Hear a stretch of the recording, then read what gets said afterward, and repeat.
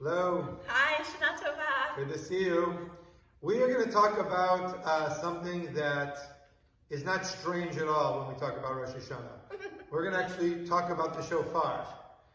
Perhaps the number one symbol that people think of when they think of Rosh Hashanah, unless it's apples and honey. You know, This is true. This is very true. Baseball, hot dog, apple pie, and Chevrolet. That's very true. Yeah, this is shofar, apples and honey when it comes to Rosh Hashanah. We will be blowing the shofar on day 2, not on day 1, because we don't blow on Shabbat. We'll be blowing during the Musaf service, which will be streamed to you. And then we also hope, weather permitting, on day 2, when we do tashlich, which is when we throw the bread into the water as a representation of our sins, that we're throwing away our sins, we'll let everybody know about the time and place.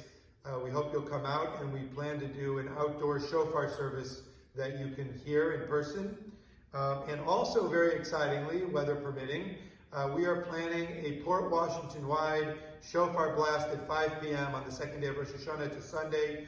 All of the synagogues in town are going to recruit all of their shofar blowers, and exactly at 5 p.m., hopefully, So cool. all of the streets of Port Washington and Sands Point will be filled with shofar blasts. That's at 5 p.m.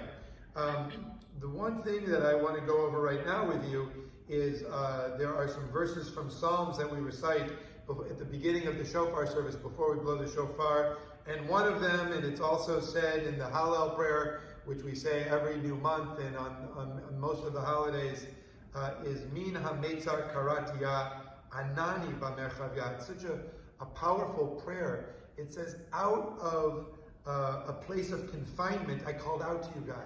I felt confined, I felt restrained, I had so much pressure on me, I had so much negativity on me. I was experiencing something so challenging, and I called out to you, God. And God, you answered me, and you expanded my area. You helped remove some of my burden. You helped open up that narrow space where I was trapped. So I called out to you from a narrow space, and you answered me, and you opened it up for me. And one of many, many prayers we have when we call out to God, or anytime we're feeling down or feeling a challenge, or very upset by something, that we can turn to God and feel God lifting us up, strengthening us, helping carry our burden with us. Yeah. Min hametzar karatia anania b'merchavya. Min hametzar karatia